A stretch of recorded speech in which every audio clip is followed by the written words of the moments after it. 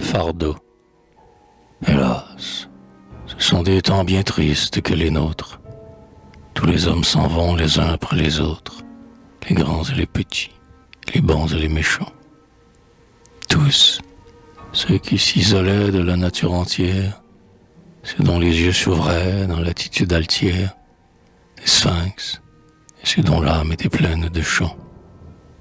Ils gravissent la vie ainsi qu'un âpre fête, sans laisser plus de traces après la route faite, que n'en laisse la fleur qui se meurt dans les champs.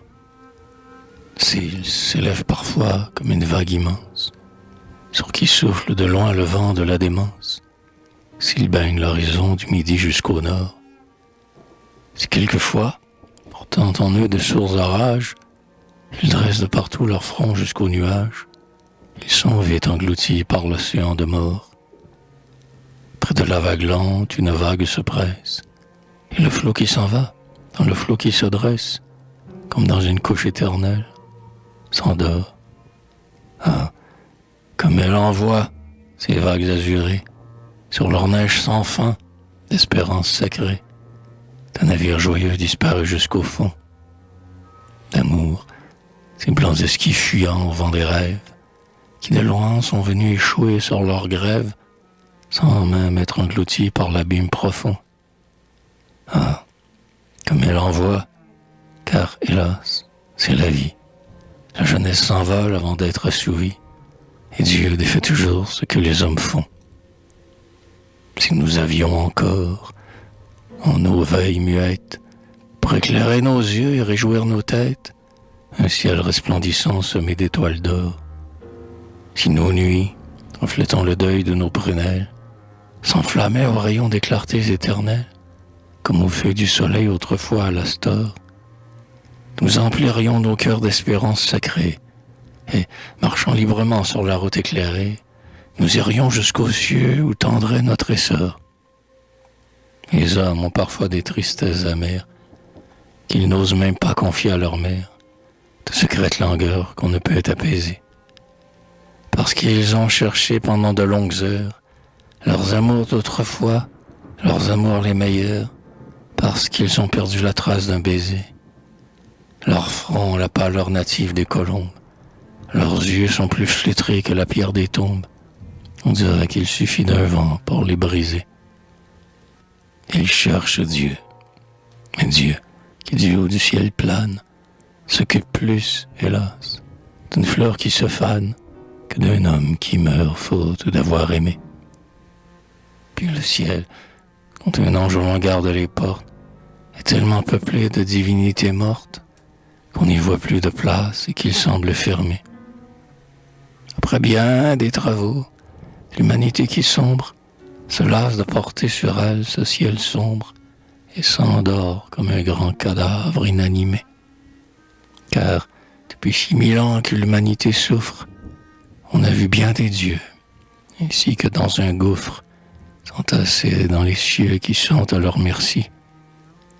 Et quand nous sommes là de marcher, nous qui sommes tristes, nous qui portons notre peine comme hommes, nous dont l'âme est en proie à l'éternel souci, puis nous plongeons nos yeux dans le ciel plein de voiles, rien n'y brille, et ce sont, dans les nuits sans étoiles, tous ces dieux morts qui font notre ciel obscurci. Viens, Atlas, et, prenant le ciel par les deux pôles, tâche de le porter sur tes vastes épaules, toi qui sais ce que c'est que de porter les cieux. Compare les vieux temps que leur présente, et dis-nous si la charge est un peu plus pesante, quand le ciel s'est accru de 500 000 dieux. Ô misère, chercher au ciel un peu de flamme, et sentir l'amertume environner son âme, et sentir l'ombre immense envelopper ses yeux. C'est la grande souffrance et c'est la grande peine. Chacun porte un anneau de la commune chaîne. Chacun plie à l'effort, contribue autrui. Mais, hélas, ce n'est pas encore toute sa tâche. Il faut que l'homme porte, et porte sans relâche, le poids de sa souffrance et de ses maux à lui. Que des femmes en font presque, douces et frêles, comparables pour la blancheur aux tourterelles, souffrent de leurs amours, pleines d'ombre et d'ennui. Hélas, dans ces martyrs, que de cariatides, que de seins blancs formés de molles Atlantides, que de bras nus, de fronts encadrés de bandeaux, que de femmes encore toutes jeunes, encore toutes pleines de vie, de grâce et d'aurore, ont porté d'aussi grands et d'aussi lourds fardeaux, sans que l'on entendît seulement une plainte, tranquille, embrassant leur charge d'une étreinte, Atlas, ou comme toi, la portant sur leur dos. Pourtant, elles étaient souverainement belles. L'amour, en ruisselant, inondait leurs prunelles. Tous les chemins semblaient sous leurs pas aplanis.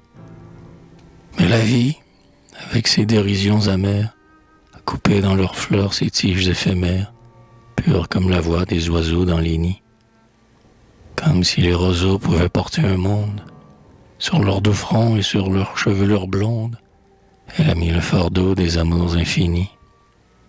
Les hommes ont aussi leur part dans la souffrance, tout fait plier leur front, amour, désespérance, et les rêves de gloire et les déceptions.